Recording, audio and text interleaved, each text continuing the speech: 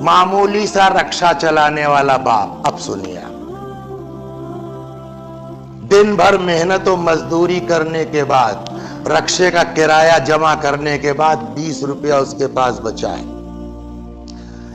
اب اپنی سائیکل سے گھر کی طرف جا رہا ہے.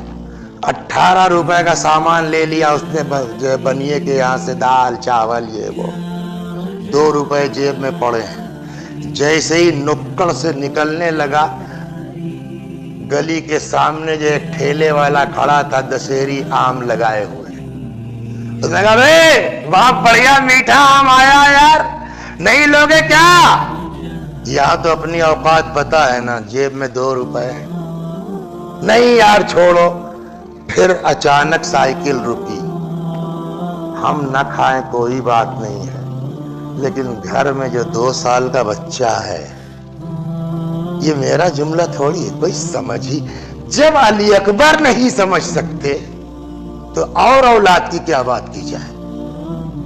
کیا بک رہے ہو؟ میں نے کہا کیا ہم سے نے غلط کہا کہ بیٹا کاش تم صاحب اولاد ہوتے. تو جب تک اس سینے میں باپ کا دل نہیں ہوگا نا، وہ کیفیت ماں باپ کی آدمی سمجھ ہی نہیں سکتا. میں نہ کھاؤں کوئی بات نہیں، میرا بیٹا واپس آیا، ایک چھوٹا سا دشہری کا آم اٹھایا 100 گرام کا. کہ لے یار کتے کا؟ اس نے کہا 2 روپیہ. وہ 2 روپیہ تھا، دے دیا. یہ لے کے چلا آیا. ظاہر سی بات ہے غریب آدمی ہے تو نہ اس کے یہاں واش بیسن ہے، نہ ٹنکی ہے، نہ کچھ. ہینڈ پمپ پہ جا کر کے اپنا اس نے وہ آم دھلا. بیوی نے بیچاری نے جھولا پکڑا، گئی چائے بنانے لگی. یہ انہوں نے پتلے پتلے کاش بنائی، اور جو 2 سال کا بچہ ہے اس کو گود میں لیا، وہ کاش منہ میں ڈالی. ہے نا اولاد؟ اس سے اندازہ کرو کہ باپ نے کیسے کیا ہوگا ہمارے ساتھ. ڈالا. اب بچے کو جو پہلی بار زندگی میں دشہری کا مزہ ملا، مسکرایا. ادھر وہ مسکرا رہا، ادھر ذرا باپ کی آنکھ دیکھیے کیا ہے نا. اس کی آنکھوں سے 2 عشق کے موتی ٹپکے. وہیں سے مسکرا کے باورچی خانے کا رخ کر کے کہتا، دیکھ رہی ہو ماشاءاللہ ہمارا بچہ اب آم کھانے کے لائق ہو گیا ہے. پوری زندگی میں ہمارے باپ نے 100 گرام کا ایک آم کھلایا تھا، ہے نا. اب وہی ڈاکٹر صاحب ہیں، 3 آپریشن کر کے چلے ہیں، 6 لاکھ روپیہ اٹیچی میں رکھا ہے. لکھنؤ سے فیض آباد کے لیے جا رہے ہیں، راستے میں بڑے آم کے باغات ہیں. ایک باغ کے سامنے رکے تو جتنے باغ والے تھے، ہاں ڈاکٹر صاحب ہمیں لاؤ، اس پیٹی میں کتنا ہے؟ صاحب 35 کلو ہے صاحب. رکھ دو گاڑی میں. رکھ دیا. کتنا؟ ارے آپ سے کہہ رہے نہیں بس 1000. تو ان کو 1000 کا انہوں نے صاحب 2000 کی نوٹ پکڑا دی، لے چلے آئے. خود نے زحمت نہیں کی، نوکر سے کہا لے جا کر کے یہ پیٹی ابا کے کمرے میں رکھاؤ. ان سے کہہ دینا خود کھائیں اور اپنے پرانے بوڑھے دوستوں کو بلا کے کھلائیں، ٹینشن نہیں ہے، ختم ہو جائے گا پھر آ جائے گا. 100 گرام کی جگہ 35 کلو کی پیٹی بھیج دی.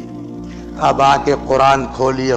قرآن بتا، میں نے 100 گرام آم کی جگہ 35 کلو کی پیٹی بھیج دی ہے، حق ادا ہوا؟ قرآن کا جواب وہی ہے. 35 کلو نہیں 35 کنٹل دے دو. 35 کنٹل نہیں 35 ٹن دے دو. مگر اس ایک کاش کا جواب جو 1 گرام کی بھی شاید نہ رہی ہو، اس کا حق ادا نہیں ہو سکتا. یہ کیوں؟ کیسی زبردستی ہے؟ اس کا ایک سیدھا جواب ہے کہ تم نے آم کا جواب تو دے دیا، لیکن جس وقت تمہارا باپ تمہارے ذہن میں وہ آم کی کاش ڈال رہا تھا، اس وقت دیکھا تھا تم نے اس کی آنکھوں سے محبت کے آنسو ٹپک رہے تھے. کیا تم نے جب 35 کلو کی پیٹی پلٹوائی ہے، تمہارے اندر بھی وہی عشق تھا، وہی محبت تھی؟ تو تم آم کا بدلہ تو دے سکتے ہو، اس محبت کا جواب کون دے گا؟ تم آم کا بدلہ تو دے سکتے ہو، ماں کی ممتا کا جواب کون دے گا؟ تو اب لڑکے کا جواب، ہم تو 2 سال کے تھے صاحب، ہم کو تو یاد ہی نہیں ہے کہ ہمارے باپ نے ہمارے ساتھ کیا کیا ہے، ہم کو تو یاد ہی نہیں ہماری ماں نے ہمارے ساتھ کیا کیا ہے. हम कैसे पूरा करें? कहा तुम नहीं कर सकते हो। कहा तो नहीं कर सकते तो माँ बाप का हक लेके मर जाएं। जवाब नहीं। कहा तुम क्या करें?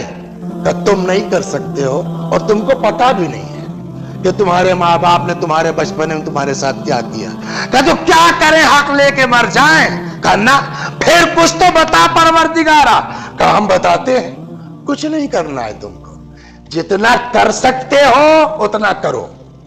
वो बिल वालिदैन ihसाना, जितना हो सके उतना अच्छा सलूक करो, नरम लहजे में बात करो, उफ न करो, मगर खबरदार ये एहसास न हो कि तुमने हक अदा कर दिया।